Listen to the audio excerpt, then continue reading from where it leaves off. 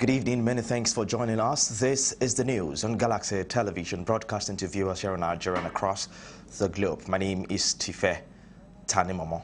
Our top stories. The Federal High Court bars the federal government from retrying former Abia State Governor Orji Uzor Kalu over 7.1 billion alleged money laundering.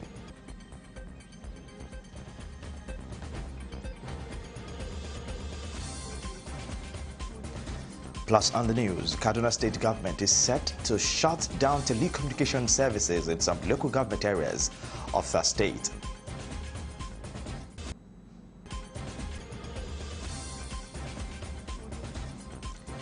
And when we take you outside Nigeria, UK, Turkey diplomatic relations worsens after US President Joe Biden refuses a one-on-one meeting with his Turkish counterpart at the sidelines of the United Nations General Assembly. Those are top stories. We'll bring you details in just a moment.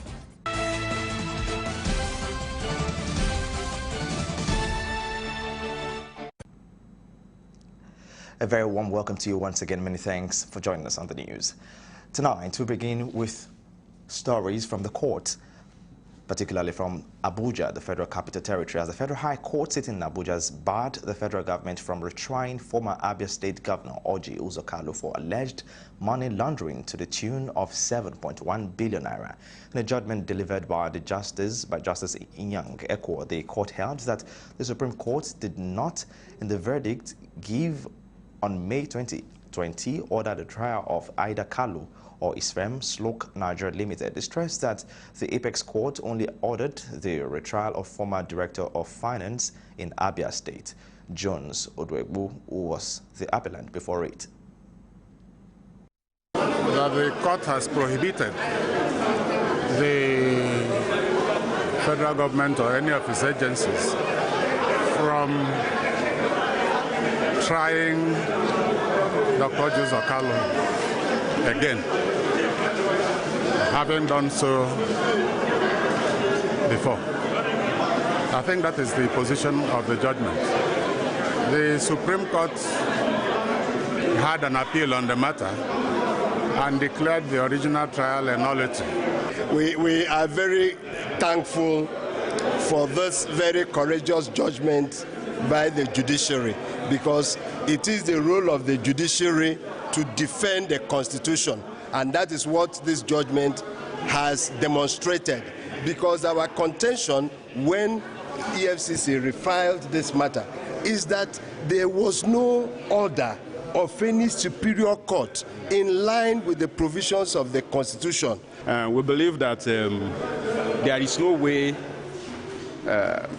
the applicants in the two applications can really be severed from the charge. And the Supreme Court could not have said, yes, it's only one of them that should be tried again, and the others should be left alone to go without trial. Meanwhile, Justice Inyang Ekwo fixed 11, 12, and 13th of January 2020 for the commencement of the retrial of Jones Odwegbu. Now let's shift our focus to national security, yet in Kaduna State, as sequel to the persistent attacks, kidnapping, and unwarranted killings of innocent citizens by bandits, Kaduna State government has asked residents to prepare for a shutdown of telecommunication services in some local government areas of the state, which is said will commence Thursday, 30th September. The government, however, said the shutdown would not cover the entire state, but only local government areas bordering the troubled Zamfara and Katsina states, where the military onslaught is ongoing, will be affected. Addressing newsmen at the Nigerian Union of Journalists Secretariat, Kaduna State Council, the Kaduna State Commissioner for Internal Security and Home Affairs, Samuel Aruwan, pleaded with residents to bear with them, as these are measures put in place in their interest. That the state government has formally requested the federal government to enforce the shutdown of telecom services in part of the state identified by security agencies as requiring such measures. The relevant federal agencies have today informed the Kaduna State government that the processes for telecoms shutdown in part of the state have commenced. The Kaduna State government also bans the use of motorcycles for 3 months, while tricycles are only to operate from 6 a.m. to 7 p.m. daily with effect from Thursday, 30th September. The complete ban on the use of motorcycle, Okada, for commercial or personal purposes for 3 months in the first instance. 2, ban on possession of or wielding of dangerous weapons. Tricycles are allowed to operate only from 6 a.m. to 7 p.m. And now to other matters, particularly in the southwest, Oyo State to be precise. Oyo State Governor Seyi Makinde has on Wednesday presented 294.5 billion naira 2022 budget proposal to the State House of Assembly. The budget presentation was graced by the Deputy Governor of the state, Rauf Olaniyan. Top government functionaries and traditional rulers were also in attendance. Correspondent Kunle Ojo completes the story. The budget presentation came almost 2 months earlier in comparison to the presentation of 266.66 billion 2021 budget, which was done by Makinde on Monday, November 23rd, 2020. Apart from 50 billion 2021 supplementary budget, he also sent to the lawmaker earlier this year. In the appropriation bill tagged Budget of Growth and Opportunities, the capital expenditures received the highest allocation for the first time since the administration came on board in 2019. A total of 156 billion naira, representing 52.7%, has also been allocated to capital expenditure. For the 2022 fiscal year, the recurrent expenditure stands at 138.5 billion, representing 47% of the total budget estimate. And based on their feedbacks, we have prepared our budget for the 2022 fiscal year. I have the honor of presenting to the House this 294 billion 516 million 445,107 naira 2022 budget proposal. As stated earlier, this is a budget of growth and opportunities.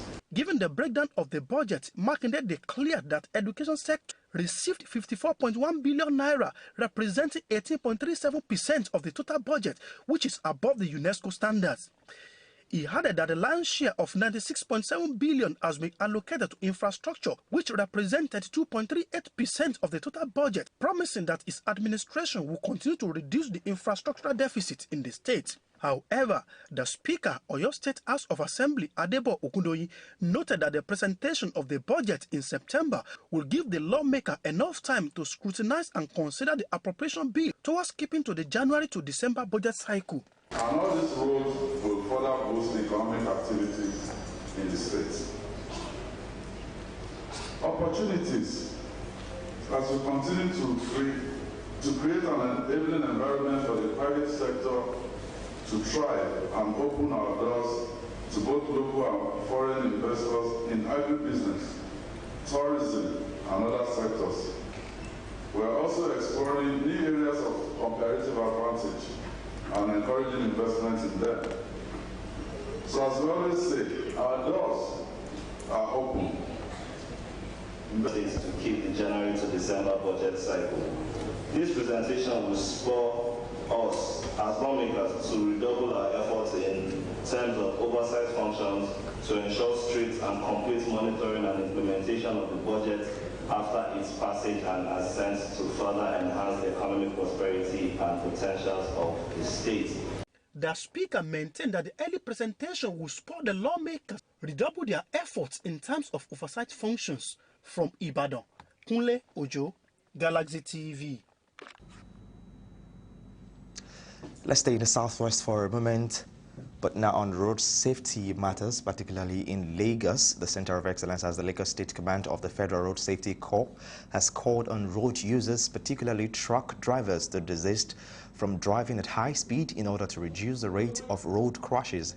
The command also advised against driving at night, just as it warned against driving while drunk. Galaxy's Valerie Chioma has details of the story. The Federal Road Safety Corps has charged all road users, particularly truck drivers, to avoid driving at high speed, drunk driving and night traveling. The call was made during the 2021 Ember Month flag-off themed Maintain Safe Speed, Avoid Night Travels, Enjoy Quality Road Experience, which is in response to the high rate of road accidents caused by drivers who go beyond speed limits. According to the Lagos Sector Commandant, Olusegun Ogungbemide, Ember months as the last 4 months are called are not magical months, noting that the high rate of accidents usually experienced at this period is caused by increase in vehicular movement and speed as many road users prepare for the festive period. The major crashes occur at night. That's why we pick the second side of it, that we should reduce night traveling. One, because of insecurity, and secondly, because of response time. When you get involved in a crash at night, the rescue effort is always affected. That is a major challenge to us. So if you love yourself, try and avoid night driving. At times, even during the day, we don't see well. So you cannot tell me you have a better visibility at night. That's why we are discouraging that. Other safety agencies were also present at the flag-off and gave 1 or 2 safety tips for drivers to observe while on the road. There is something you ought to know about fire, particularly when you are driving. Please do not smoke while driving. It is sad to note that road crashes is one of the leading causes of deaths in the world, with at least 1.3 million deaths, according to the year 2018 Global Status Report by the World Health Organization. Overspeeding, drunk driving, and night traveling were some of the major causes of road accidents identified by the Federal Road Safety Corps. All motorists have therefore been enjoined to desist from such acts in order to reduce the number of road accidents and make the roads safer. Valerie Chioma, Galaxy TV News, Lagos. Quite a caution from there, giving credits to Galaxy's Valerie Chioma. Now, it's time for us to go on a break, but we'll bring you more stories, particularly Kogi State Governor Yaya Bello calling on the Ministry of Information to bring out more facts about employment and empowerment programs on the Buhari-led administration. I'll bring you details of this report and more in just a moment. Stay with us, please.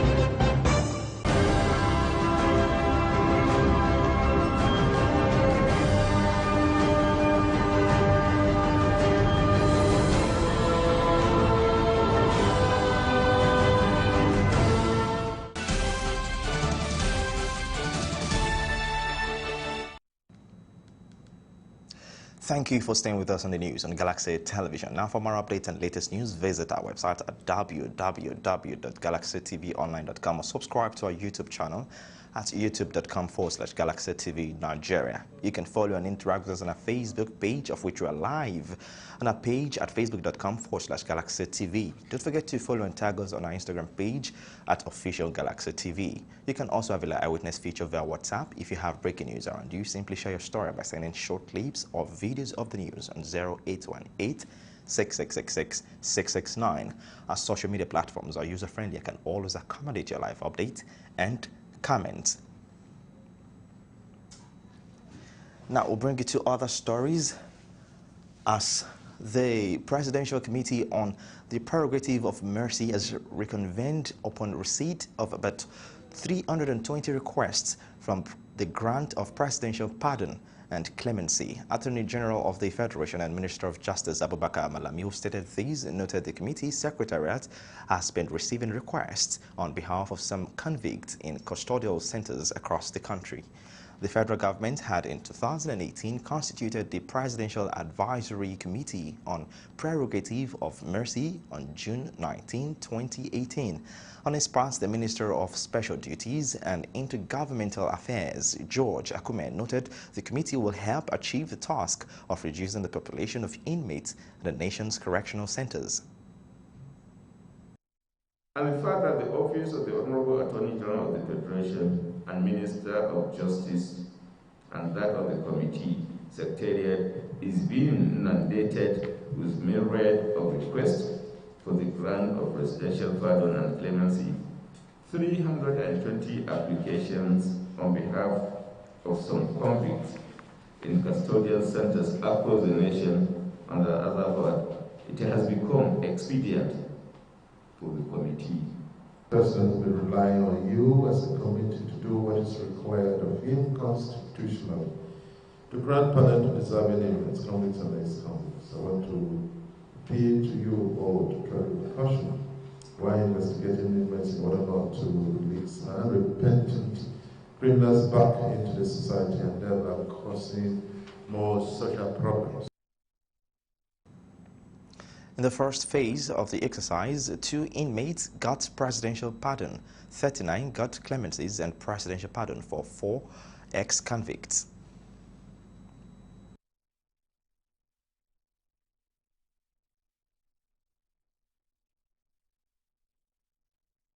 Stories. Kogi State Governor Yahaya Bello has called on the Ministry of Information to bring out more facts about employment and empowerment programs of the Buhari-led administration. Governor Bello made the call while receiving the Executive Committee of the Guild of Editors in Abuja. The governor, however, urged media practitioners to always give a good human angle reportage to government policies while assuring that the GYB media training, which held a few months ago in Abuja, will continue annually to empower journalists. We don't hesitate to correct ourselves if anything is going wrong, because nobody is an island on himself and nobody can know it all. Sometimes we just listen to even street discussion and we bring it to the highest decision-making body of the state, and we ensure that we quickly address whatever is the burning issue.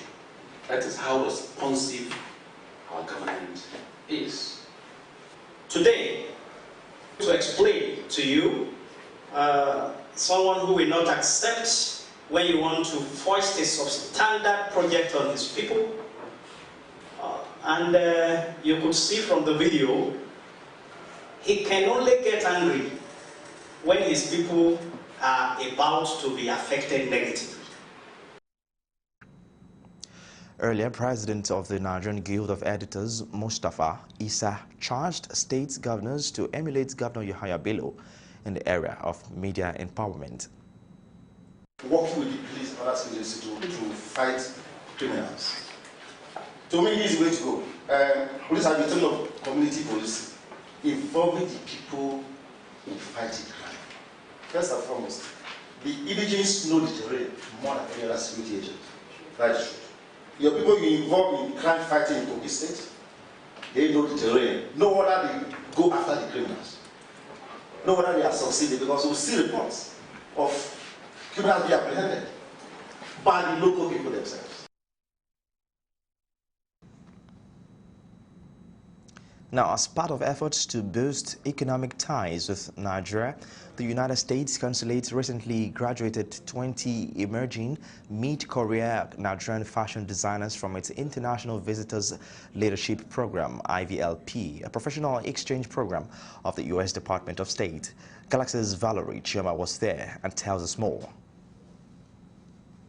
The Nigerian fashion industry is one with a lot of prospects, and as such, the U.S. Consulate selected 20 emerging Nigerian fashion entrepreneurs to take part in its International Visitors Leadership Program. The Consulate General, Claire P. Angelo, said this is to further deepen Nigerian and American ties by adding fashion as another area of growing connectivity between the two countries. We created this program to strengthen economic and commercial ties between the U.S. and Nigeria through sustained engagement with creative industries that are centered here in Lagos. I like to say that Lagos is the beating heart of West Africa, and I think you see the heart beating here tonight. So this year has been an amazing year for Nigeria in the world and Nigeria in the United States. Nigerians won 2 Grammy Awards, and they anchored the Coming to America soundtrack. U.S. and Nigeria have a long history of having exchange programs between our two countries. And this one, the International Visitor Leadership Program, is one of the oldest and most prestigious. It's for professionals to go to the United States and boost their skills, their network, so they can come back and really grow professionally. Some of the graduates explain how the program has impacted their lives and businesses positively, while Folashade Thomas, the first fashion designer in Nigeria, gave a word of advice to upcoming fashion designers. My design is not only for glamour, it's for the economy. If you are able to create and give enough job to people, it's good for the country. We cannot be thinking of only the elite alone. We have to think of giving jobs to those people. They have to be employed. I've been able to talk to designers out there, and I've been encouraged to know that it's just a little beginning, but you get there, to stay focused and learn to collaborate. Every little thing has a big ending. Yeah, this program has really impacted me because it has helped me to understand the business aspect of fashion, because on a good day I'm a seamstress. I can sew any fabric into any dresses for women particularly. But this program has helped me to know about the business aspect of it, how to market our products to the outside world. The virtual IVLP project, titled Promoting Economic Growth and Trade in the Fashion Industry, seeks to promote economic growth and trade in the fashion industry by empowering local fashion designers to not only thrive in Nigeria's fashion industry, but also to prepare them for the global fashion marketplace. Valerie Chioma, Galaxy TV News, Lagos. Still on the news on Galaxy Television now, let's bring you reports from our international desk.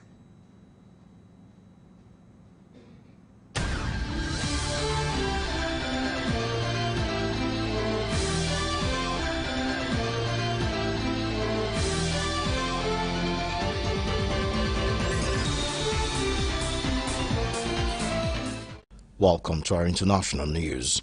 After U.S. President Joe Biden refused to grant a one-on-one meeting with his Turkish counterpart on the sidelines of the United Nations General Assembly, UNGA, a disappointed and angry Recep Tayyip Erdogan told Turkish journalists in a briefing that he had managed to work well at times with former presidents, but not with Biden so far. Speaking after prayers in Istanbul, Erdogan went on to criticize Biden for the second time within 24 hours, saying that he and Biden failed to bridge their differences at a meeting during his visit to New York, and the recent talks with the United States president had proved disappointing. Erdogan also accused the U.S. of supporting terror organizations rather than fighting them, referring to the U.S. partnership with the People's Protection Unit, YPJ, affiliated to the outlawed Kurdistan Workers' Party, PKK, in northern Syria. The Turkish president also noted that Turkey still intended to buy a second batch of S-400 missile defense systems from Russia. Immediately after Erdogan's statement, the U.S. Senate Committee on Foreign Relations warned that any new purchases by Turkey would mean new sanctions under the Countering America's Adversaries Through Sanctions Act, CAATSA, designed to deter adversaries from hostile actions. While the split between the two NATO allies grows, Erdogan is meeting Russian President Vladimir Putin in the Black Sea resort of Sochi on Wednesday and is likely to seek closer ties with Moscow.